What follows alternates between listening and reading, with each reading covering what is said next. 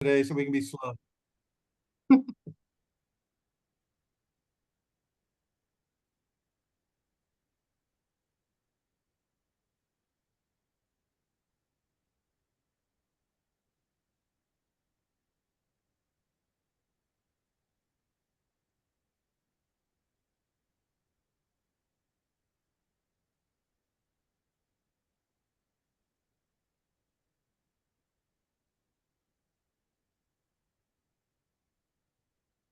Okay, I believe that we are live.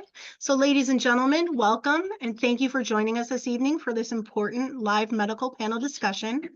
Our focus today is answering parent-submitted questions about trisomy 13.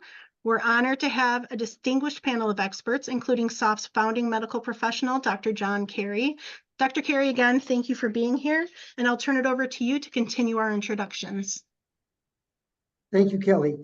And my two colleagues who are also online with us this evening are Dr. James Hamill from Michigan, who is a cardiac surgeon and renowned in the field for actually championing surgery in children with trisomy 18 and 13. And also my longtime colleague, Steve Braddock from St. Louis University, and Cardinal Glennon, who is a pediatric geneticist and both pediatrician and specialist in genetics. So we appreciate the very excellent and deep questions that were submitted. I'm hoping we can answer all of the questions. I've put them in kind of a group and went over with Dr. Hamill and Braddock how we would order them. The first three questions actually have some common theme related to heart surgery and trisomy 13. So I think we'll just go through all three of them. One of them is in Espanol, and fortunately Dr. Hamill could translate that. I think though you'll probably give your thoughts in English, I suspect, Dr. Hamill, but hopefully if that person is online, that she'll be able to have that part of the English. If not, we can try to get something back to her.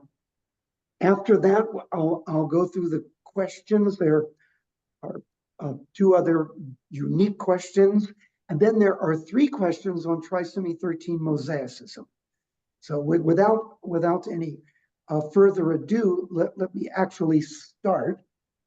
And by the way, as Kelly reminded us, while we can't unmute any of the attendees who are live, you can chat.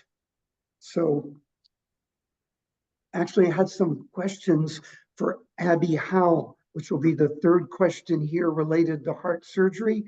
So when we go to her question, if Abby can answer some of them on the chat, that would be great. So again, good evening, good afternoon for those in the Pacific or further east, and for those actually that might be abroad, good evening. So the first question is from Christina Cardoza, and she is a parent. Her question is, do you feel open heart surgery is worth the risk for T13 babies? For a child who is able to currently survive it with other management and a PDA stent, but will slowly start to have worsening heart function over the years without the open heart surgery. How would you decide whether to go through with a complicated heart surgery versus management of the symptoms and eventual heart failure? We would gladly do surgery if it would greatly prolong my son's life, but we also know how risky and painful it is. Given the overall prognosis for T13 and the other health issues, we aren't sure what to do. Thank you for the input. So again, Jim, bringing you in, do you feel open heart surgery is worth the risk for a child when there's other management issues? How you would decide to proceed? Thank you, and welcome to everyone. Thank you for signing in tonight. And thank you, John, for including me in this panel. So there are a few things to keep in mind. First is that all heart defects are not the same. there's a spectrum of severity. We know that about 2/3 of children with trisomy 13 will have a heart defect. They can range from very simple, correctable in a single operation, to very complicated defects in which, uh, even with a concerted effort or a multi-stage surgical approach, you can't really achieve a normally functioning heart. So, and that bears on the decision. But I think that the main thing is that we need to take a very individualized approach, and we need to understand your goals as a parent and as a family. And so, are we shooting for the longest possible survival at any cost? Are we shooting for uh, achieving a home discharge? We do know that as a group, taking all children together, that with complete surgical repair, the likelihood of survival to be discharged home from the hospital is higher, and that survival after complete repair can be quite prolonged. Lifespan isn't likely to be at all normal, but it can be quite prolonged. So it's certainly beneficial for some children and some families in terms of meeting their goal, if their goal is to lengthen a lifespan. The, but even understanding that there are major limitations, developmental limitations, and other complicated medical challenges that the child is going to face. I also believe that, for many children, that that leaving a defect unrepaired, if it results in excess blood flow and pressure uh, going to the lungs constantly, um, even if the child is tolerating that, that that that the I believe that the medical complexity and the quality of life can be more problematic uh, than if there is a complete repair, because what you see with time is that high flow and pressure, because of an open hole in the heart, and the pressure of the body being delivered into the lungs as well, that flow and pressure injures the blood vessels of the lungs, and it leads to um, spasms, or sort of instability of the arteries in the lungs, and huge swings sometimes in the oxygen level, and bleeding in the lungs, and infection in the lungs. And so, even in a situation where really comfort is the goal, I think that an individualized consideration of the role of surgery is appropriate. And the other thing I just want to mention, based on your question refers to the pain of cardiac surgery. And there, there is pain, undoubtedly. Um, I've had an operation or two, and it hurts for a couple of days. Um, but we treat that pain, and we never hesitate to offer what seems to be appropriate therapy to many, many other types, or sort of categories of children or even adults, because of the pain of surgery. We just treat the pain of surgery, and infants with trisomy 13 feel pain, and they respond to pain relieving medicines in the same way. And so, um, it it it you should not need to feel that it is uh, that you're torturing a child by providing surgical care if surgical care is consistent with your other goals. Thank you, Dr. Hamill. So I think your theme of it's important to know not every heart defect is the same. It's important to know what the heart defect is and also the goals of care for the family, as you pointed out. So thank you for that and for the extra aspects. The next question is also around heart surgery, and it's from Rosalinda Zuniga. And if I pronounced your name incorrectly, I apologize. Lo siento. And I know that today Dr. Hamill and I talked, and that he was able to translate most of this. I know that Texas Children's was involved here. So Jim, do you mind paraphrasing in English Senorita Zuniga's question for us? Yes, let me just pull it back up here. So Ms. Zuniga writes about her baby who was born, it looks like last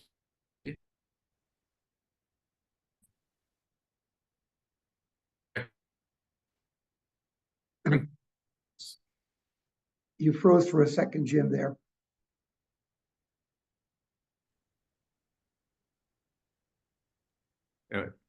Okay, we got you back now. Am I back? Okay. Yep, you're I'm back. shifting windows so that I can read her question.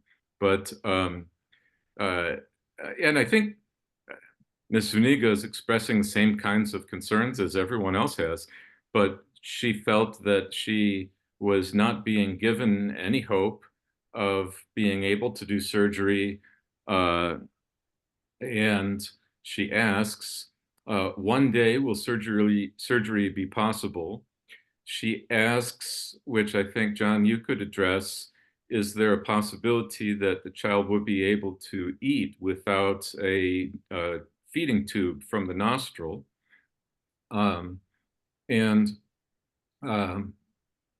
She's receiving oxygen and has difficulty with breathing. So she wonders if surgery will be helpful. For that question, as I said, that there is quite a variety of different defects, and we really don't have the information here to be able to answer the question with regard to her son himself.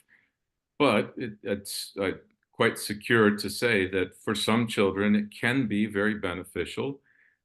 For some children, it is a much more difficult question, and undoubtedly there are situations in which surgery is of such complexity, or the likelihood of a satisfactory improvement in the functioning of the heart is low enough that it wouldn't make sense for every family.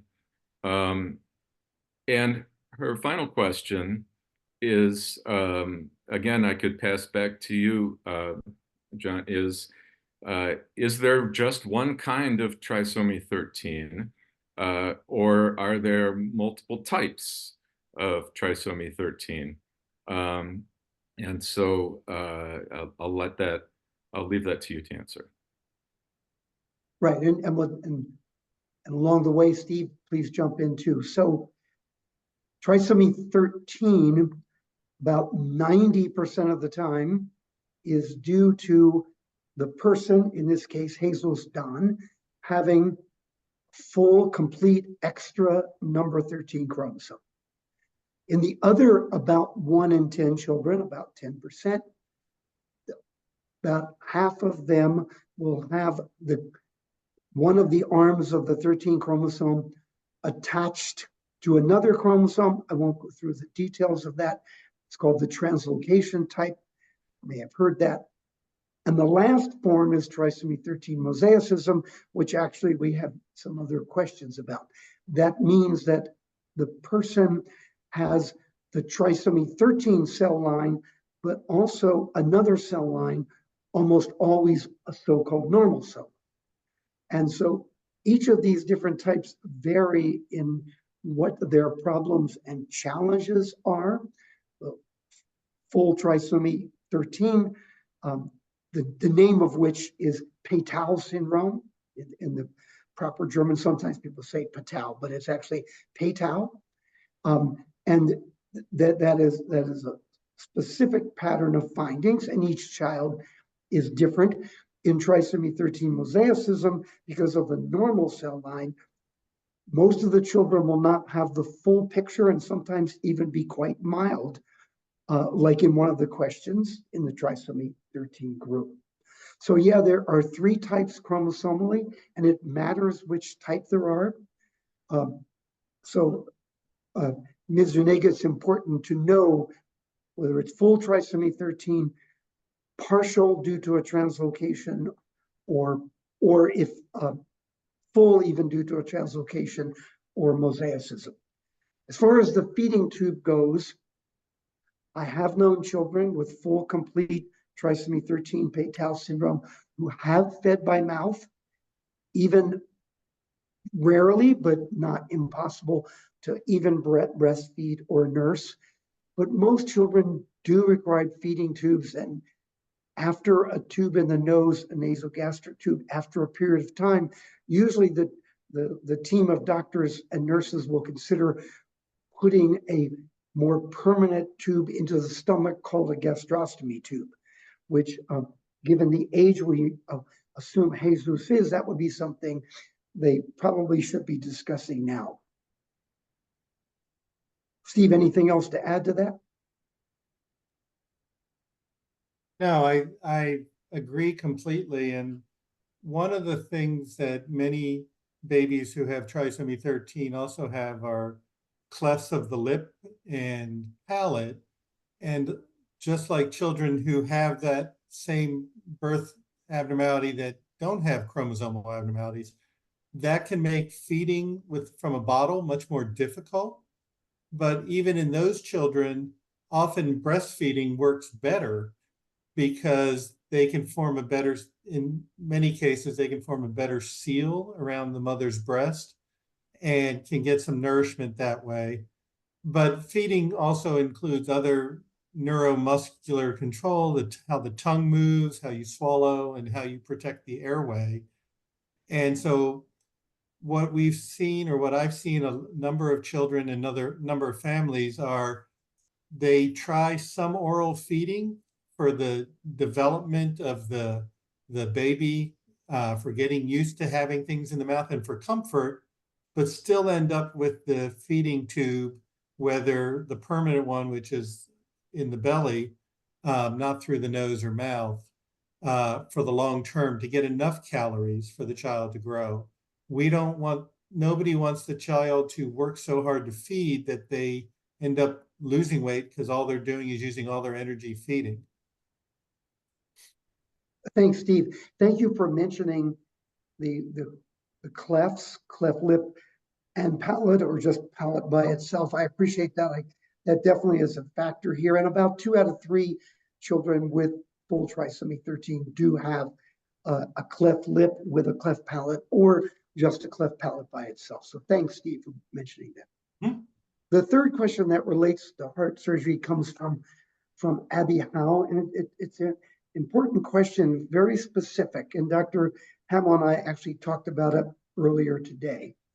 So Ms. Howe's question is, our daughter, full trisomy 13, 8 months old, has struggled with staying in an inflammatory and swollen state, even when she's negative for infections. We've done CT scan to look for tumors and a bone marrow biopsy to check for leukemia, both negative. We're awaiting a very large VSD, ventricular septal defect repair, hopefully in the next 6 months. But she has flow restrictors in her pulmonary arteries to help the over circulation. I assume that might be flow restrictors. So I'm not sure, is she receiving medicine, do you think, Dr. No, Hammonds? I'd like to jump in on that particular aspect of the question, especially, even though it's not the primary topic that the questioner, I think, has asked us to address. But But this is really exciting. And as far as I think there's a question later about what sorts of research is being pursued. Um, the the problem for most children with trisomy 13 and trisomy 18 and a number of other conditions, the main problem is very often that there's a hole between the right side of the heart that pumps to the lungs at low pressure and the left side of the heart that pumps to the body at high pressure. And if there's a big enough hole, then instead of going to the body, a lot of the blood will pass through the hole and apply flow and pressure to the lungs.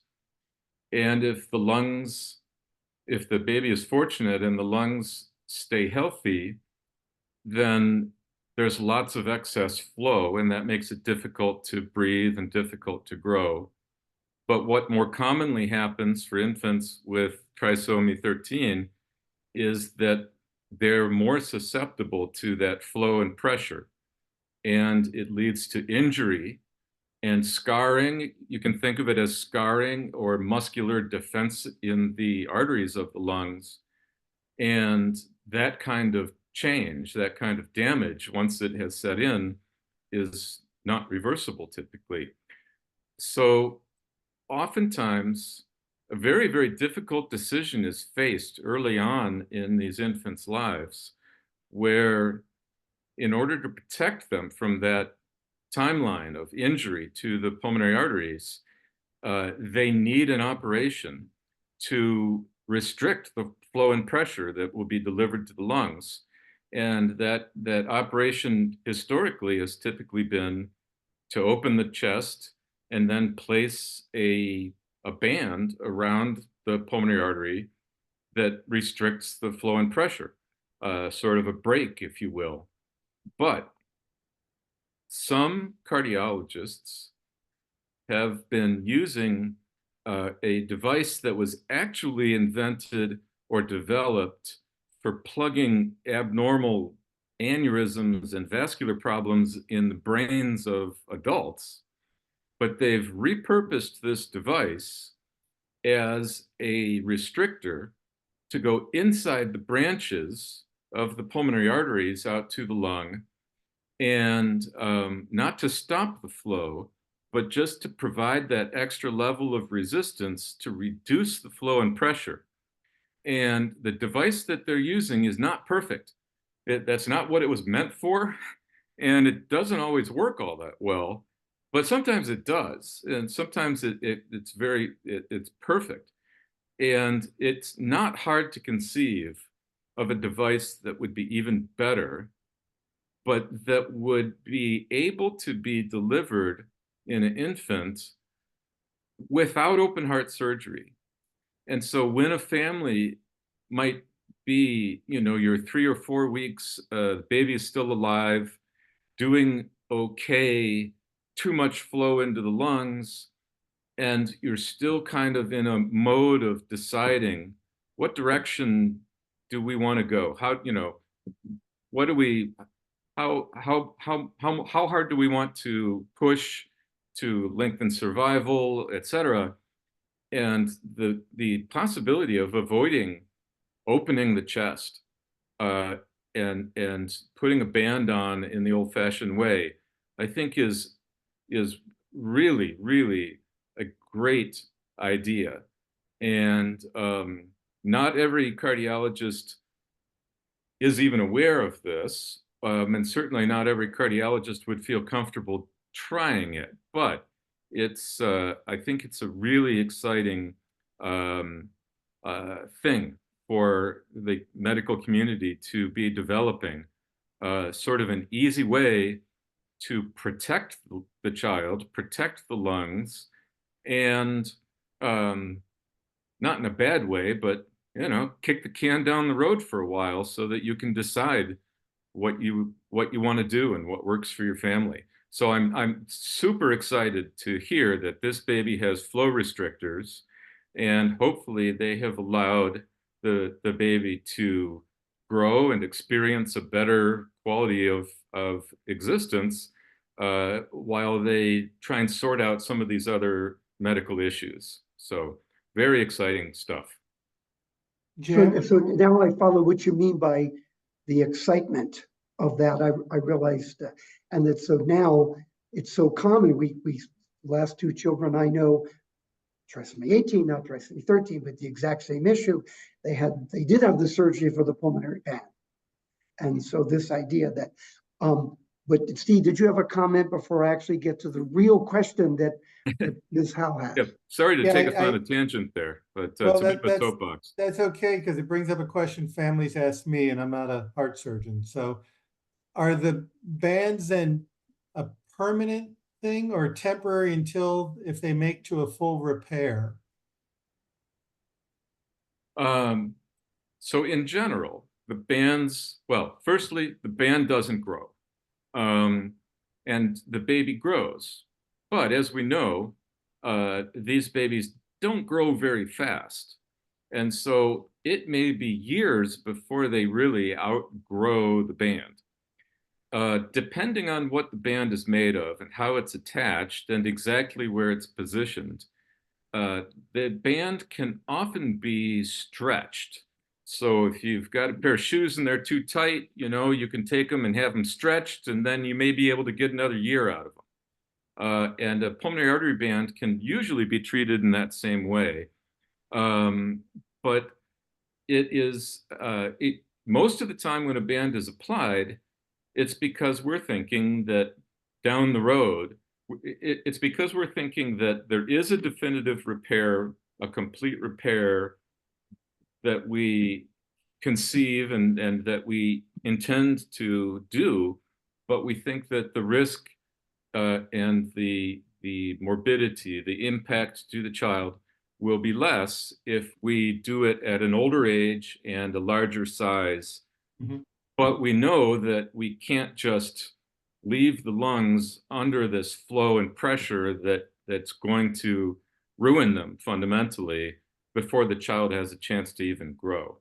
So normally it's a temporary thing, but I've seen them last a very long time in children, especially who are growing slowly. Yeah. Thanks, Jim. I get asked that a lot too, so thank you then. So Abby Howe's question actually is quite complex. You just talked about the early part. Is there anything else we could do to help the swelling go down besides diuretics? One of the stipulations to her heart repair, remember she's 8 months of age, is that we've got to get her swelling down. So I guess, Dr. Hamill and I did have a chance to talk about this today, so I'll bring Dr. Braddock to be thinking about it. We actually were trying to brainstorm what might be the cause or the mechanism, the way it happens for this fluid. Certainly in other trisomy syndromes, it's fairly common in some. Turner syndrome being the best example, but also Down syndrome, a little bit less in trisomy 18, for there to be fluid collections in the body, swelling in the soft tissue, as well as fluid in the lungs and fluid in the abdomen. And it's due to a problem in the way the lymph channels that get rid of certain fluid dynamics in our body to occur. I don't usually think of that problem of the lymph channels, which could be called lymphatic dysplasia, that's sort of the medical term, occurring in trisomy 13. But since there are a lot of variability and a lot of other birth defects that occur, I could imagine it could also occur in trisomy 13. So I guess one thing I was wondering, I don't know if Ms. Howe could chat that in as to whether or not they have any ideas why her daughter has this fluid collection. If it's in her lungs and abdomen, it could be one of these problems with the lymph channels, which are not something that we can easily take care of. I don't know, Kelly, did Ms. Howe by any chance chat anything into the chat area? No, I have not seen her in the chat. So, Okay. Were so you going to one of say the something, things, Steve? yeah, one of the things that I think also plays into this, and in general, and I suspect that they've checked this out for Ms. Hal's child too, but I think inherently a lot of children with chromosomal abnormalities have sort of leaky vessels in general. And that can be affected by lots of things, including nutrition. And as we know, a lot of our children with trisomy 13 and trisomy 18, have difficulty gaining weight, are small. And I always am somewhat concerned what their protein contents are like in their blood. Things that hold fluid in your blood vessels are things like some of the proteins like albumin and stuff like that. And if that gets low, then you tend to leak more. Now, that seems like a pretty simple thought. So I would think by 8 months that's probably been looked at. But if she's getting, nutrition, and if it's not balanced, and if they check her total protein levels or her albumin level, could there be, and often this is given even with diuretics to help the diuresis even better, just to make certain if by some way that hadn't been looked at, to just ask to make sure what her albumin and protein status is. Very good. Thanks, Dr. Braddock. It goes along the same line. We're asking what could be the cause and the how of why there are these, where this fluid is occurring. Kidney failure and kidney problems are another reason. And then actually it can be tied into having low albumin. But I would have thought that you would have known that.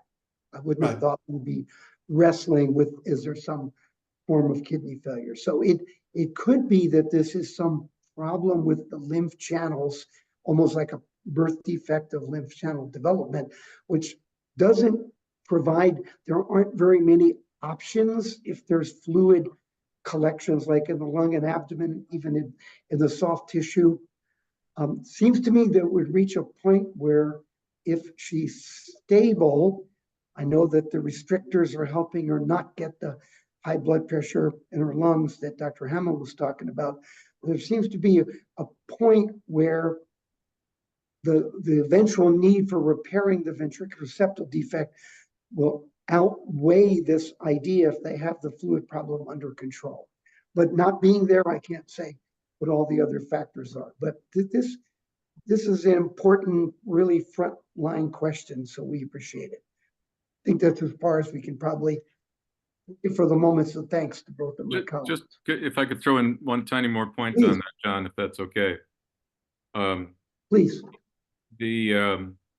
Another possibility is that the reason there's so much swelling in the body is because the heart itself is stiff, and the heart has to fill in order to pump. And if the heart is really stiff, it takes more pressure of blood coming back to it to fill it so that it can pump to the body. And that might be recognizable by their echocardiograms as a heart that's abnormally thick-walled. But sometimes it's quite difficult to recognize because it's actually just sort of toughness or stiffness of the muscle itself. And I guess final thing to throw in is this is a real issue and a real problem. So I don't think that I won't poo-poo the surgeon's reluctance to go ahead with surgery in this setting, because we generally think unless that kind of whole body leakiness and swelling is something that we're going to fix by fixing the heart, the risk of problems with surgery, even in children without severe genetic disease, is very, very high, because surgery will only make it worse. And so if the restrictors are doing their job, then waiting and potentially growing out of it if that happens, may very well be the most appropriate and best way to care for the child right now. Thank you. That's helpful just in tying it all together. And that's what it sounds like, at least the moment they're going.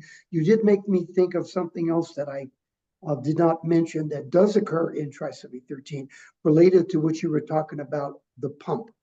And that is, there is a muscle problem that's been reported rarely in trisomy 13 that's called left ventricular non-compaction. It's also used to be called hypertrabeculation because the muscle fibers had a particularly unique shape that they called it.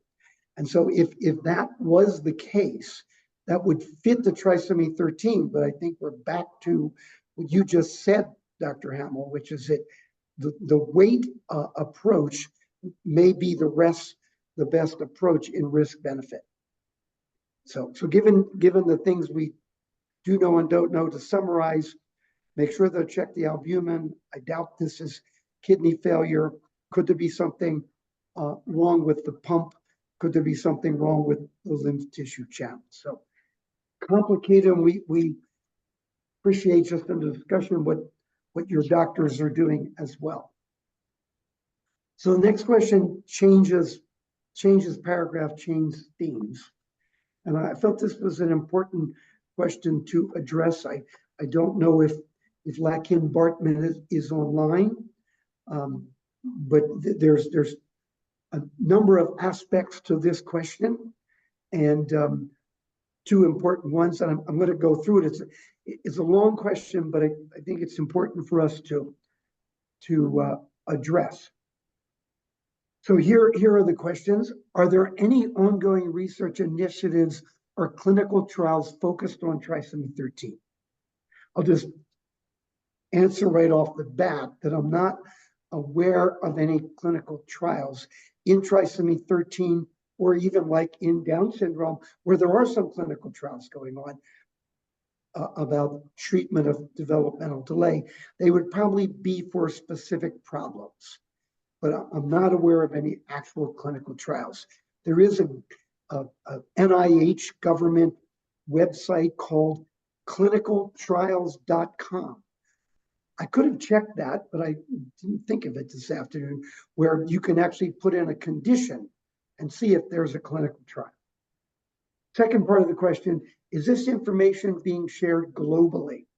So ideally, if there's something like a clinical trial or research going on, we have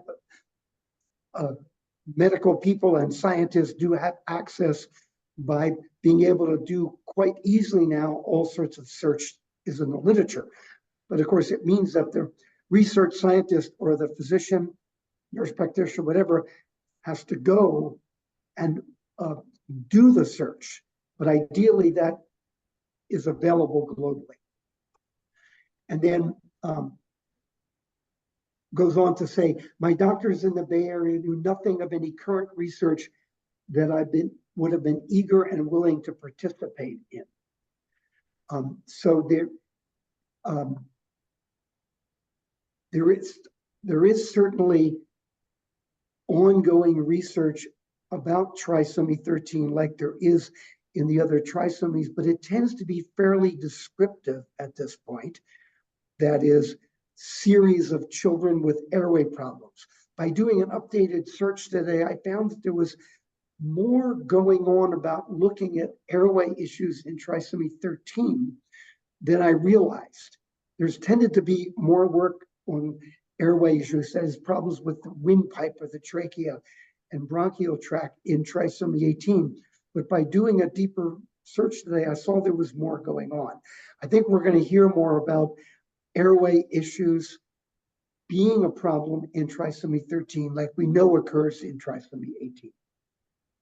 So here's one of the central aspects of her question. I'm asking this based on my personal experience. What measures are in place to address and rectify the instances where families feel their stillborn baby was treated as a specimen rather than a human being? The hospital I delivered at Washington Hospital in Fremont, California, is supposed to be staffed with highly reputable doctors. Our delivery doctor and nurses treated us in a dehumanizing care. My child was handed to me in a plastic container. When I asked to hold him, they gave me a paper towel to place him in for hours. It was traumatizing. What can I do? What can I ask from the hospital?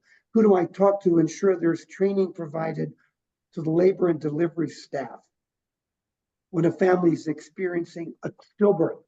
And like you said, related to trisomy or not, turns out that trisomies 18 and 13 do make up a Uh-oh. Uh-oh. We lost John. I think he tripped on the cord for his computer. Well, I'll jump in and cover the silence for a second. First, I want to just address to this mother. I did, and I'm sure my colleagues on the panel found this story just very Oh, personally troubling, and I still am not sure I understand exactly why, but there is unfortunately still way too much dehumanizing treatment applied in to the parents of children who are dealing with this diagnosis. And on behalf of our profession, you have my apologies.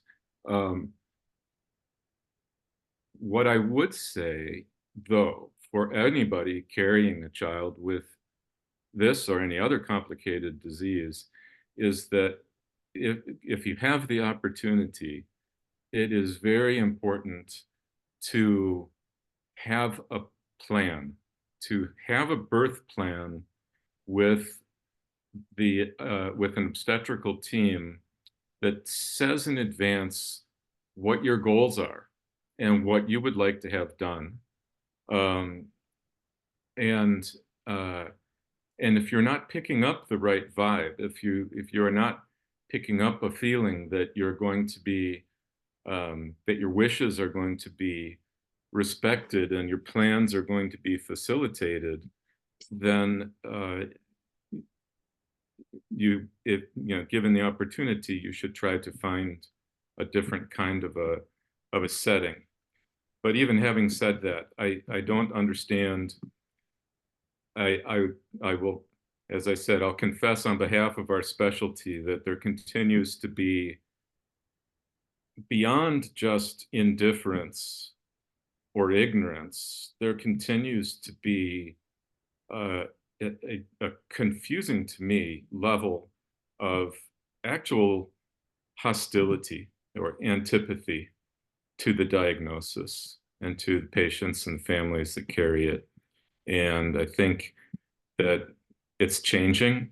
I think that a little tiny bit at a time, it's getting better, and organizations like SOFT, I think, are instrumental in that. But in your particular case, you clearly were not treated as you wished to be treated, and every hospital will have a patient advocate, and you should ask to speak to that patient advocate or to the chief medical officer as a second best, and just say, I wasn't treated how I expected to be treated, and have a discussion, because you may bring about some good for others.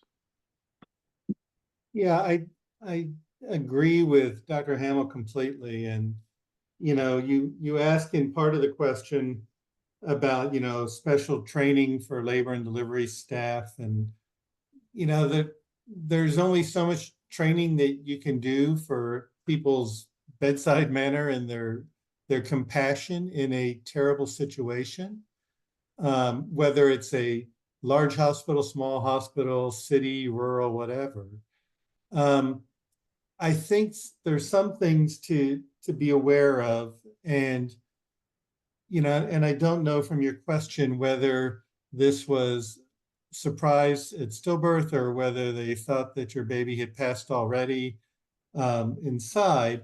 But if you're being followed, many hospitals have a sort of a palliative care sort of program, particularly hospitals with pediatric services, that help the family, that help grieve for the family, help the family with resources through grieving, do things to still make that child an outcome part of the family, including sometimes footprints or handprints if they're able to, depending on the size of the baby. And there's a lot in I don't know in your area per se, but there are a lot of support services, family and parent support services for stillborn babies that I think are probably now nationally online. And I think one of the things you can maybe even try and do to make something good out of your experience that was so poor is to talk to the hospital administrators themselves with that information about other support and maybe start that for the future for the next family. Just to bring people's awareness to it. Because if it's not something that they're thinking of a lot, it doesn't necessarily enter into their mindset, unfortunately. Now, that's for the administration of the hospital, but that's the best way sometimes, not the direct interaction with the physician or the nurses or whomever. But it's, even with a sad outcome and a stillborn, this is still your baby. And he or she will always be your baby. And to take that moment where there's enough sadness already and treat somebody as you described like a lab specimen per se is just really hard. At least at our hospital we would still wrap babies in birthing blankets, and no matter how tiny, just so that the family can have that bit of a meaning with their child. So I do believe that we can't turn the clock back for your scenario, unfortunately. And as Dr. Hamill said, I double everything he said in terms of apologizing for the profession in general. But I also think that it's people often tell me when they're arguing about, care for children with trisomy 13 and trisomy 18, well, what are they going to contribute to society and this and that and so forth. And it just makes the hair stand up on the back of my neck. But this is something that your pregnancy and your baby can affect society and can make a change by bringing it to the attention of those people who can say, we can do this better. We are here to serve our community, and in Fremont, California, or in Timbuktu, or here in rural Missouri, or wherever, we can make a change. And all the parents, are the change makers. And SOFT has enabled that to happen too. So that's how I would, try and make a positive out of this so that no other family has to go through the same scenario that you just went through. John's computer shut down on him. He doesn't know why. He's trying to reboot it up right now. He So should be joining us momentarily. I just admitted him. okay. Okay, good. Committed or admitted?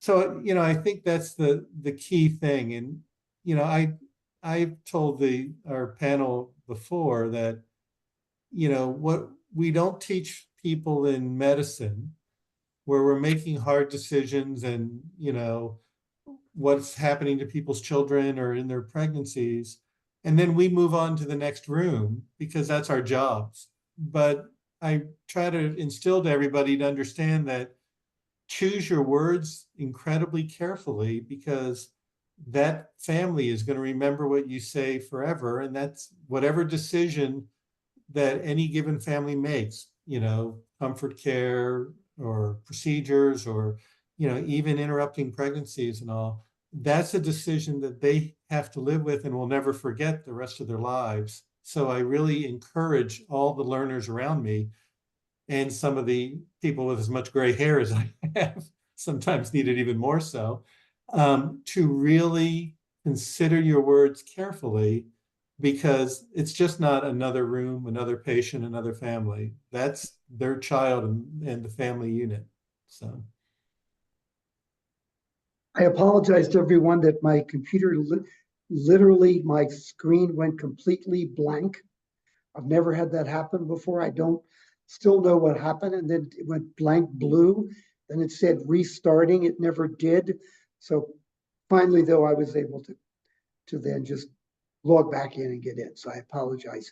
And I know that from text that Kelly and Barb and Steve had, that you guys were, Dr. Hamill and Braddock were keeping the conversation going with the last question we had. So thank you. We're just glad it was your computer and not you. I know Barb Van Haraway wrote, "Are you okay?" Right. When your It was- screen it goes was, you know, blank, that, you know. But anyway, so shall we move to the next question? Were you guys I was able- glad to see Les checking on you in the background. Yes, I think we've addressed that question. Thank you. So we have 7 more minutes, and so I probably will be a little bit more frugal in leading this. We do have a question from Dr. George Mallory, and his question is, what has SOF done about the serious misinformation about the Cox case in Texas, which led to her seeking an abortion out of state? This was a famous case, maybe people are aware of it. Mrs. Cox in Texas had medical issues, but also had a fetus with trisomy 18. To make a very complicated story focused, she went to New Mexico for a pregnancy termination. The media kept printing the grossly out-of-date opinions that the trisomies are, quote, fatal diagnoses, and that only humane approaches ending the opportunity for life. And agree with Dr. Mallory. There were news reports, USA News, New York Times, Washington Post, just about every paper you can name that during that period of time were using fatal, deadly, incompatible with life, and other terminology.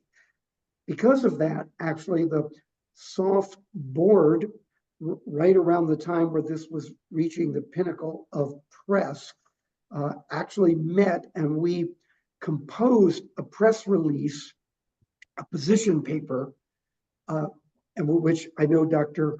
Braddock and Kelly and Dr. Hamill, Barb Van Haraway are aware of. She was part of it. That press release, which actually responded to the complexity of the Cox case, but also went very much into disagreeing with these terms, saying how they were inaccurate and no longer appropriate. And that's actually been in the medical literature now for 4 or 5 years, that terms like lethal and incompatible with life, referring to, in that case, trisomy 18, but are also used in trisomy 13, are inappropriate. So I checked to make sure, and that press release is still on the SOF webpage. In the trisomy.org, it's under the drop-down of blog. And you do have to, there's a lot on the blog part of the website, but the press release and position paper that was released by the board, if Dr. Mallory is listening, is actually still there. He goes on, it is generally underappreciated that the OBGYN community is radically pro-abortion, and there's no empiric experience with the actual lives of what is now thousands of families who have found physicians to provide care. And certainly I definitely agree with the second part of the statement. There is definitely, the paradigm is shifting. The Soft Awareness Month is change the narrative. So Dr. Mallory is correct. There's a lot more going on, especially in America. There's not as much going, there's a lot going on in Japan to change the paradigm, not so much in Europe and Australia, but there are pockets of change going on there as well. The Netherlands in particular is very much has a decline intervention, general a bias, if you will, which you may know about. So then he goes on, can you direct me to statements of information that tell the broader stories of the kinds of quality of life that these infants and children can have on their families and larger communities? Thank you for that question. Dr. Jean Vierre, neonatologist in Montreal, Canada, and her colleagues published 3 papers between 2016 and 2012 and 2016, including the very first one in pediatrics, which surveyed families, hundreds of families, about their experience, the joy that their infants and children have given them. These are children with both trisomy 13 and trisomy 8, how the children had transformed people's lives. In addition, there are another series of papers about the quality of life, if you will, in trisomy 13. They tend to put both of them together, and I've been working on that issue on a paper that we're looking at, which has to do with narratives from families. Dr. Braddock is aware of a paper that came out of his institution from Joshua Arthur, published in HEC Forum in 2017. That's ARTHUR. The title of the paper is "You Can Carry the Torch Now: An Analysis of Parents' Experience Caring for a Child with Trisomy 13 and Trisomy 18. There are a few other papers, again, relating to the parents' experience or even doctors' experience, about which would be the lived experience of parents with trisomy 13 and 18. So I really appreciate Dr. Mallory's question, because it's not as easily at our fingertips, but I would say this work is helping to change the paradigm. So thank you for that question. John, can I make a comment also? Please, Steve. For Dr. Mallory, if you're on, one of the things at my institution that, you know, yes, it doesn't change necessarily the media, but my institution, when I got here, we had meetings between myself, our neonatal group, and our OBs and MFMs to actually take the terminology out of the medical records and the discussions. So we're never supposed to document anything as a lethal disorder, nor incompatible with life. And the way that I convinced a lot of people, and I think you have to start with your own peers, but the way I convinced a lot of people is, if we're talking to families and tell them prenatally something's incompatible with life or so, and the baby doesn't pass away right away, well, they're not going to listen to anything else we tell them for the rest of that child's existence either, because we're already telling them falsehoods. So, you know, we just decided we have to start changing this early and upfront. And I think that, you know, across the board, as I see our trainees and all, I notice the same thing is you know, like many things in medicine, trickles down. And as we get more, you know, it's our generation of physicians. I don't know how old Dr. Mallory is. I know how old John and I are. It's our generation of physicians that learn these bad terms and bad experiences, but the rest of the folks haven't necessarily gone back and looked to see how things have changed in the decades since they were in school. And it's groups like SOFT and parents who really are the ones to show, because I have people tell me that my patient in the ER must be crazy. They say that this 16-year-old has trisomy 13 and they know that's not possible. And I said, yeah, that 16-year-old really does have trisomy 13. And you should start listening and open your eyes up. So, you know, it has to start with us. You know, it has to start with physicians and with health providers and with parents to show that there is another side of this. And only then will we start to get the change in media and elsewhere. One of the things that's different now than even 7 years ago is that since around 2016, there's been a plethora of papers, both in cardiac surgery, Dr. Hamill's quite familiar with, but also in overall survival in trisomy 13. that really, if people are not aware of this, that intervention does change outcome, they're not up to date on the literature. So Kelly, we've reached the hour, but is it okay if we go a few more minutes? Anyone who has to leave on the hour can, but are we okay going for a few more minutes? Because the remaining questions we have are about trisomy 13 mosaicism. And so I think we'll at least try to answer them. I think maybe even the first question will answer some of the other questions. But Bridget Palomino asks, my daughter was diagnosed with trisomy 13 mosaicism. And remember, as we said earlier, that means that the person would have a trisomy 13 cell line, but would also have usually another cell line that is a normal cell line. And very often when they report that, they'll report in the blood or any other tissue a percentage that was the trisomy 13 and the percentage that would have the other cell line, usually the normal. Although we know that the percentage in a blood sample is not very predictive of how that child with mosaicism, normal cell line and otherwise, how close that child fits to what we know about Pay-Tau syndrome or trisomy 13 full. So anyway, the question goes on.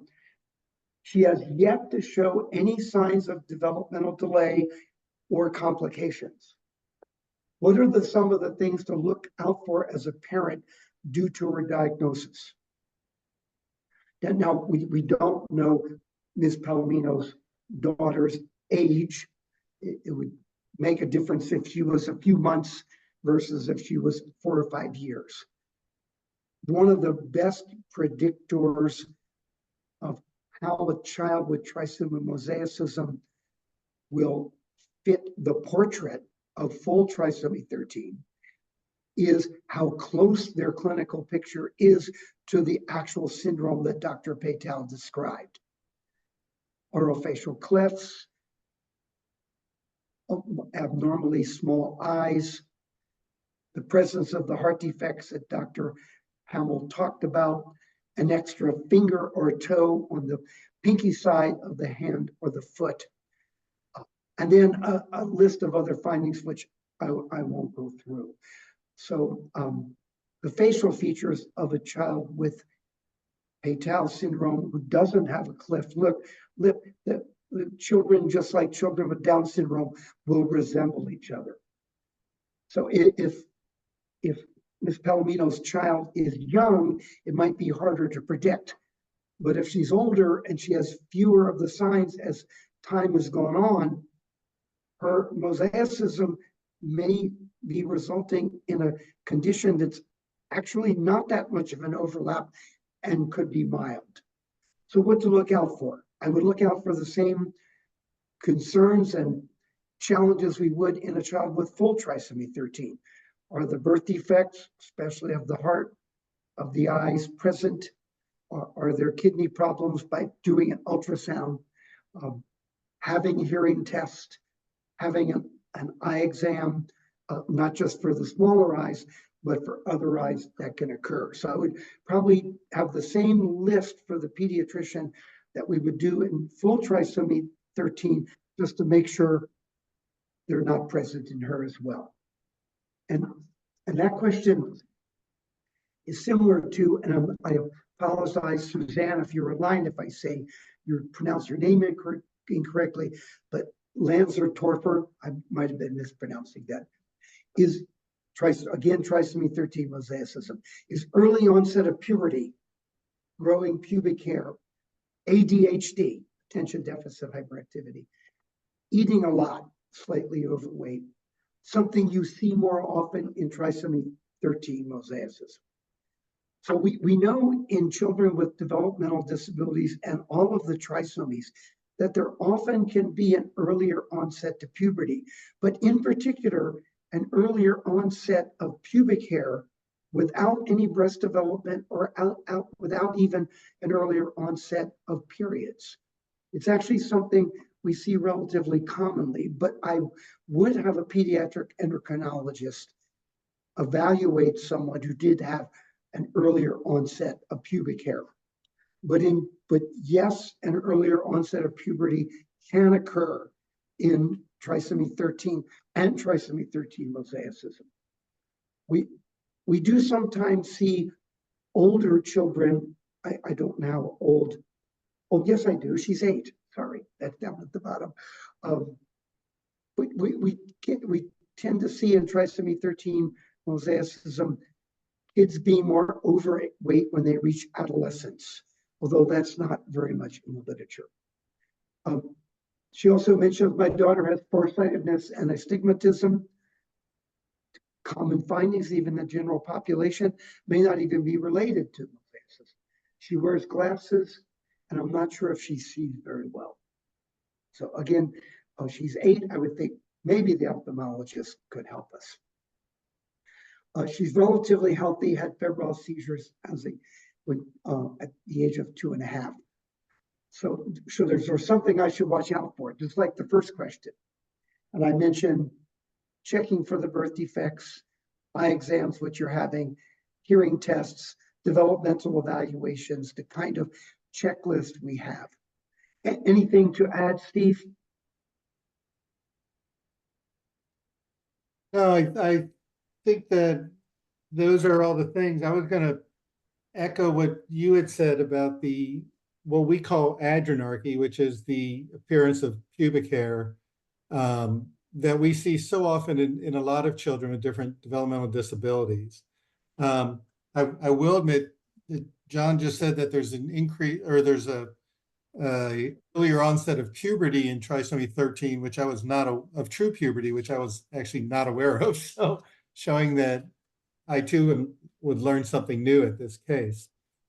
I think that the things that you watch for are watching your child and getting to know him or her really well, so that there is no question about if the doctor's asking you, is this typical or not typical of your daughter, so that as parents, you'll know her better than anybody else. And you'll have that sense of, yeah, this isn't the way that she typically is, something's different. And that's, whether it be behavior, whether you think she's staring off and is she having new onset of seizures, that's going to just come from knowing your child well, because it's going to be real hard for other people, to pick up on those subtle changes over time. Thanks, Steve. And by the way, I only know of individual observations in trisomy 13. Most young ladies that I know going through adolescence and adulthood have delayed puberty. Okay, thank you. Just to clarify. Also on the same theme, and we're now 10 minutes after the hour, I think we'll make this the last case, because I'm going to answer the question ideally of the last person tied in with this one. Could you talk about cases where there is trisomy 13 mosaicism, which we've been doing well? In these cases, can a child have a normal life? Yes. If a child has in the entire body, and especially organs like the heart and brain, if there's a low frequency of the distribution of trisomy 13 cells, their clinical picture may be so far away from Patel syndrome that they actually could be, quotes, normal. And I have seen individuals with trisomy 13 mosaicism who turned up in soft, who had very few features of the condition and actually could live what we would say, even though none of us know what normal really is, would be far away from the challenges we've been talking about. Can fetuses not present the disease phenotype? A positive, non-invasive prenatal testing, properly called prenatal screening, have difficulties at birth. So we know that non-invasive prenatal testing is not 100% predictive of trisomy 13. When one has the DNA test done at 10 weeks of pregnancy, and although labs report differences, the commercial labs, the predictive value of the child having trisomy 13 is 50%. Half of the people who have an non-invasive prenatal screening come up with trisomy 13 will not have a baby born with trisomy 13. So and this question I forgot to mention is by Isabella Alvarez. Ms. Alvarez, if that's the question, I would hope that the genetic counselors, OBs, maternal fetal medicine that are involved have already shared the lower predictive value of that prenatal screening, and that ultrasounds in pregnancy that wouldn't have other birth defects would be important, or looking for other birth defects. What Hey, is the John? survival?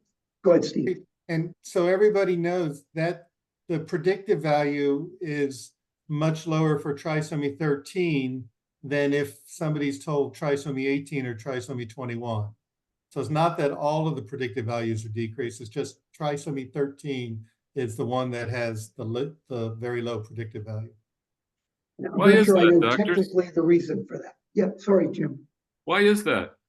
I don't know technically the reason. It has to do with the way they're measuring the DNA. I mean, you're going to definitely exhaust my knowledge of the DNA technology. Maybe Steve can add, but we're really talking about measuring DNA in the mother's blood that comes from the fetus, separating it and measuring it. And I'm not exactly sure why. To me, it has to be a technical issue, because the predictive value in trisomy 21 Down syndrome has gone up in the last 10 years, and the predictive value in trisomy 18 has gone up. So I don't know whether they just haven't gone down and said, okay, we got to do the technical things in measuring the DNA to get trisomy 13. And also 45X Turner syndrome only has a 50% predictive value, but that's a loss of a chromosome, not a gain. But I think it's a technical issue, not a biological. I would segue real quick to something that John brought up earlier about, studies and things. And so while he was on his mini sabbatical during this phone call, I looked at clinicaltrials.gov. There's 22 current studies that include trisomy 13, and they are all prenatal non-invasive screening studies that are going on, trying to do research, maybe to get a better answer for that. Right, or maybe to do better measurement like you were, and others. By the way, that reminds me, I did do a search in the last few days of the National Library of Medicine, so-called PubMed, and looked at the last 3 years of papers, and 75% of the papers run exactly what Steve just said. They run prenatal diagnosis, cell-free DNA, other techniques of ultrasound. Only a quarter of them, that's when I found the 3 papers on airway issues in trisomy 13, which we have a lot to learn about. I would say we are still very strongly in the mode of learning about both trisomy 13 and trisomy 18, because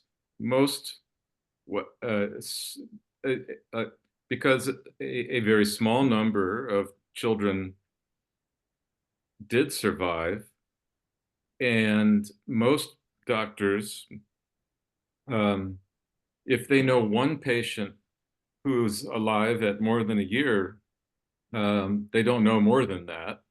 And so it really takes getting these experiences together.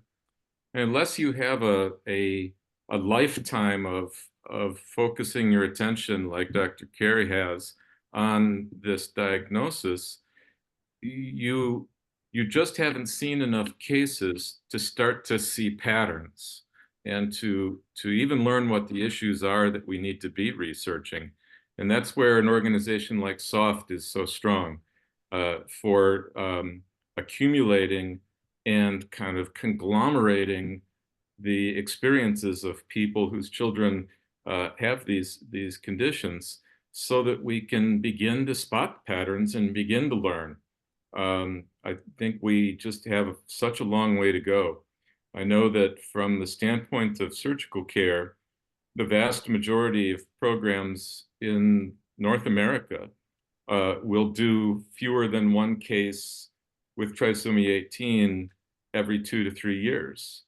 And it was only after we did more than 30 cases in a short period of time in one place that we started to learn about some things that were important in terms of customizing our approach to their care.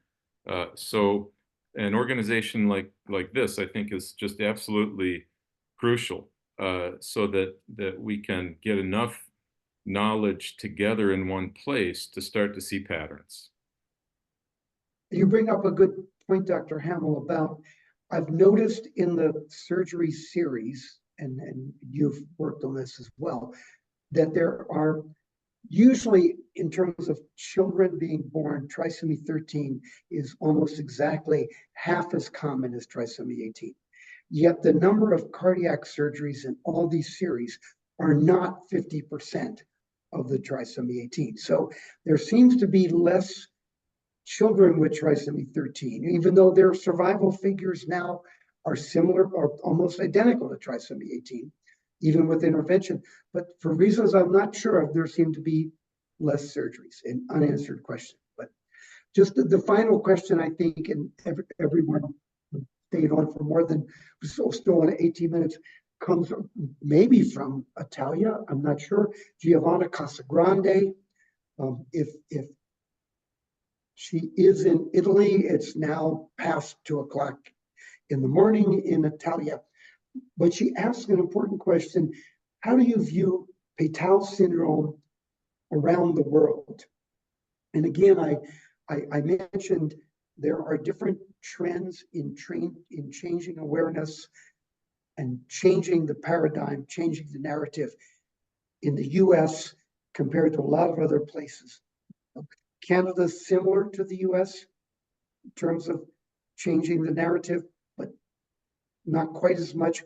United Kingdom and the Netherlands tend to stay away from intervention in general, 18 and 13, while in Japan, there's more intervention.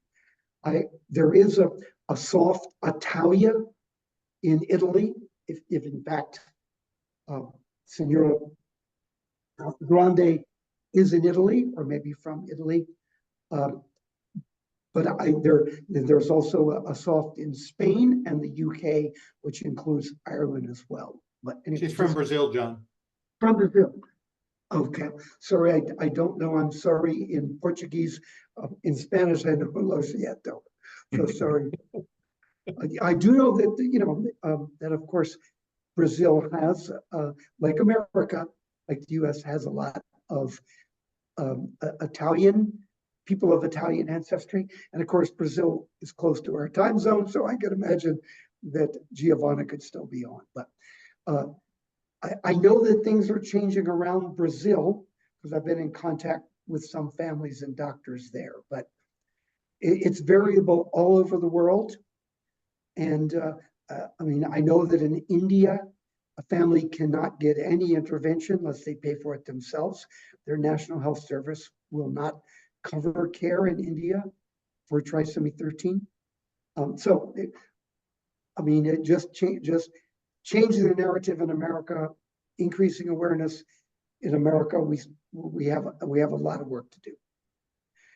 And I'll close with that, but one other thing, and that is that next year we will have the trisomy 13 panel on trisomy 13 day, March 13th. This year, Dr. Braddock and I were at, as well as other people from SOFT, were at a genetics meeting in Toronto, and we had to defer it later in the month, which we were able to do. So I apologize that we couldn't match this with March 13th. So thanks, everyone. Thank you all. Thank you. As we draw this evening to a close, I want to extend a heartfelt thank you to each and every one of you who joined us today. First and foremost, our deepest gratitude goes to Dr. Carey, Dr. Hamill, and Dr. Braddock, who share their invaluable knowledge and insight with us. Your expertise and advocacy are truly helping SOFT to pave the way towards changing the narrative for children with trisomy conditions. To the families who courageously submitted their questions, shared their stories, and allowed us into their lives, thank you. It's your experiences that drive the importance of our conversations today. We also wish to extend a special thank you to our SOFT membership for your active participation in our Trisomy Awareness Month events. Our next and final event, our SOFT Family Get Together, will take place on April 1st. SOFT likes to continue the celebration past the month of March, so we're going to keep this going. If you would like to join us on that Zoom for the Family Get Together, you do need to register. You can find the link on our Facebook page or in one of the emails that have been sent out about Trisomy Awareness Month. Another exciting bit of news, registration has opened up for the SOFT conference taking place this summer in Bloomington, Minnesota. So head on over to trisomy.org to get all the information you need to plan for conference this summer. If you are an Angel family and unable to attend conference, please know that you can still register to submit your child's name to be honored in our memorial celebration. You would still need to register for conference as you do as if you are attending, but there's a button to push so that we know that you're not going to be in attendance. Again, thank you all of you for being here with us tonight. As always, we appreciate you and enjoy. So Kelly, real quick, just to mention, Dr. Hamill and Dr. Braddock will be joining myself and 5 other physicians and 1 physical therapist at the SOFT meeting in Bloomington, Minnesota, just to add that to what you were saying.